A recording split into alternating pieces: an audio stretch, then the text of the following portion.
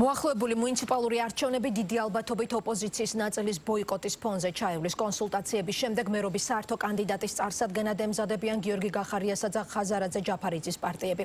დანარჩენი ოპოზიციური ძალები კი ბოიკოტირების კამპანიას გეგმავენ, თუმცა პოზიციები ბოიკოტის მომხრე ძალებს შორისაც გაყოფილია.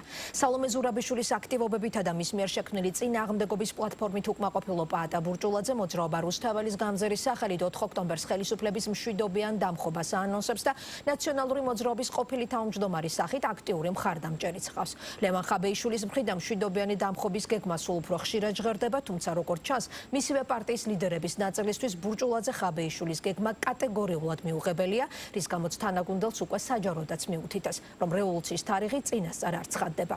გეგმას მწვავედ აკრიტიკებს ელენე ხოშტარიაც, რომელიც ირიბი კრიტიკის შემდეგ დღეს როგორც სირკვევა ხაბეიშვილს პირადად შეხვდა. ოპოზიციურ ფლანგზე ბრძოლის ერთიანი სტრატეგიის არარსებობა პატიმრობაში მყოფ პოლიტიკურ აქტორებსაც აწუხებთ. ერთობისკენ მოწოდება ციხიდან დღეს კიდევ ერთხელ გაკეთდა, თუმცა რეაგირება არც ამჯერად მოჰყოლია. ბევრ დროს არ გთხოვთ. აი 4 ოქტომბრამდე დაგველოდეთ.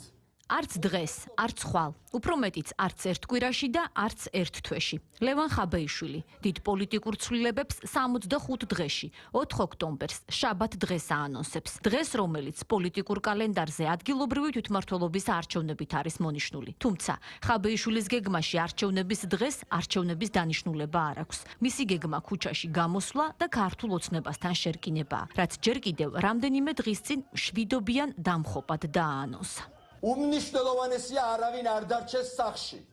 რაც უფრო მეტნი ვიქნებით, მით უფრო მარტივად, შვიდად დავამარცხებ და გავუშვებთ ამ ხელისუფლებას. შევერკინოთ 4-ში. მშვიდობიანი დამხობა გულისხმობს შემდეგს, რაც მოხდა 2003 წელს საქართველოშივე და რაც მაგალითად მოხდა ჩვენ სამეზობლოში, სომხეთში და გააკეთა ეს პაშინიანმა. აბსოლუტურად მშვიდობიანად. ჩვენ ამის გაკეთება შეგვიძლია და გავაკეთებთ ამას. დამხობაზე, თანაც მშვიდობიან დამხობაზე ფსონს, როგორც ჩანს, ლევან ხაბეიშვილი მოქალაქეებისა და წარსული გამოცდილების იმედად დებს. არაპირადი გამოცდილების, არამედ იმ პოლიტიკური პარტიის, რომელსაც თავად წარმოადგენს და რომლის მსჯავრდებულმა ლიდერმაც ცოტა ხნის წინ მორიგი Facebook სტატუსით კიდევ ერთხელ გაიხსენა 2003 წლის რევოლუცია და ისიც დააყოლა რევოლუციის იმდენად ეშინიათ, რომ ქრთამის აღების ბრალდებით ნაციონალური მოძრაობის პოლიტსაბჭოს წევრის ლაშა ცანავას დაკავება ლევან ხაბეიშვილის გაფრთხილებაა. სამედიცინო საკნიდან ამ აშკარა მხარდამჭერი გზავნილის გარდა ხაბეიშვილის მშვიდობიანი დამხობის გეგმას დღეს გულშემატკივრები პარტიიდანაც გამოუჩნდნენ. როდესაც ჩვენ საუბრობთ, რომ რეჟიმი უნდა დაემხოს, გულისხმობთ საქართველოს მოქალაქეების კონსტიტუციურ უფლებას და კონსტიტუციით მინიჭებული აქვს საქართველოს მოქალაქეების უფლება იმისი, რომ როდესაც ხელისუფლება არ წარმოადგენს ხალხს და ხელისუფლება არ წარმოადგენს ხალხს და მიტაცებული აქვს არჩევნები და მიიტაცა ბოლო არჩევნები, ხალხს აქვს უფლება, რომ ქუჩაში გამოსვლით მშვიდობიანი წინააღმდეგობით რეჟიმი ჩამოშალოს. შესაბამისად, მე პირადად ამ ინიციატივას ცხადია რომ ვუჭერ მხარს. ან დამხობის მნიშვნელობა არ იციან და ინტელექტი არ ყოფნით.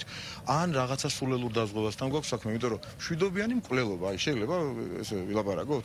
დამხობა თავის არსით სიტყვა შეიცავს ისეთ შინაარსს, რომ მშვიდობიანი დამხობა არ არსებობს. მაშინ როცა დამხობის მომხრეთა არგუმენტი არც მეტი არც ნაკლები საქართველოს კონსტიტუციამდე მიდის, სწორედ კონსტიტუციას და სამართლებრივ ნორმებს ახსენებს მათ მმართველი გუნდი. მაგალითად, სისხლის სამართლის კოდექსის 317 მუხლს, რომელიც ამბობს, რომ საქართველოს კონსტიტუციური წყობილების ძალადობით შეცვლისაკენ ან სახელმწიფო ხელისუფლების დამხობისაკენ მოწოდება დასჯადია, მაგრამ არაფერი წერია მშვიდობიან დამხობაზე, რაც მმართველი გუნდისთვის მორიგი არგუმენტია ოპონენტების პოლიტიკურ ხელმოწარულობაზე აქცენტირებისთვის.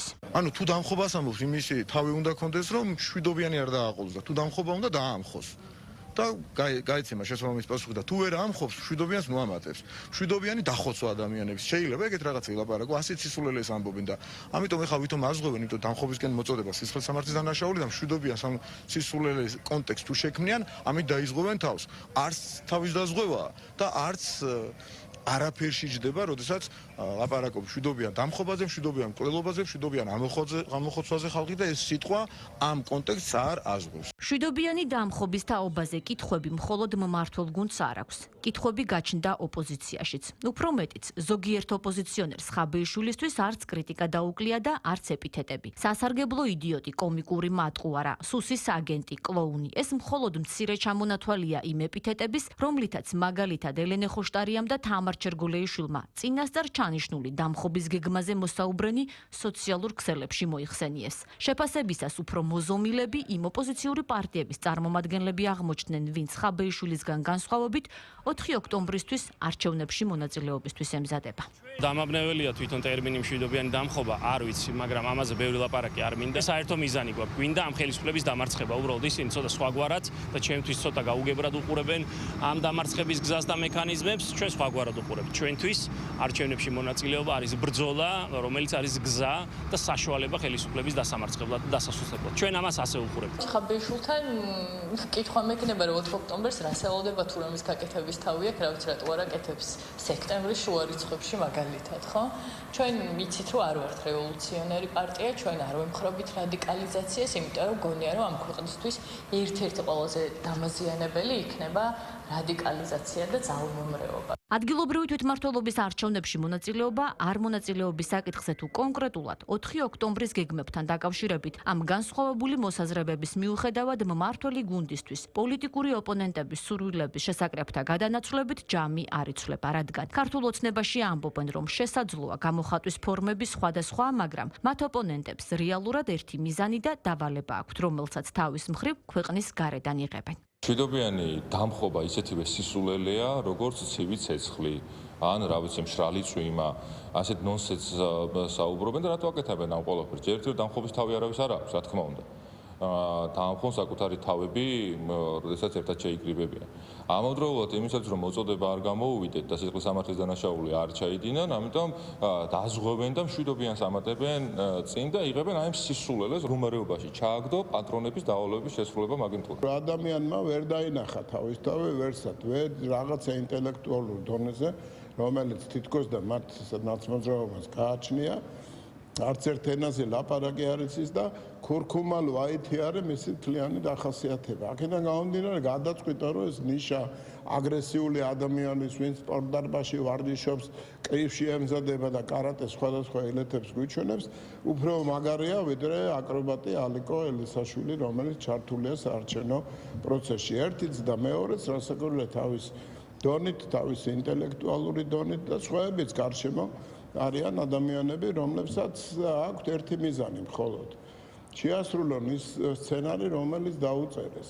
და ეჯიბრებიან ერთმანეთს, ვინ უფრო უკეთესი მარიონეტია იმ კარნახის მიმართ, რაც ყოველდღიურად მოძდით. 4 ოქტომბრამდე ზუსტად 65 დღეა დარჩენილი, რაც იმას ნიშნავს, რომ სწორედ 65 დღეში გავიგებთ ერთის მხრივ, როგორ ჩაივლის ადგილობრივი თვითმმართველობის არჩევნები და მეორეს მხრივ, რეალურად რას გულისხმობს ლევან ხაბეიშვილი პაატა ბურჭულაძესთან ერთად, როდესაც დამხობას და თანაც მშვიდობიანს აანონსებს.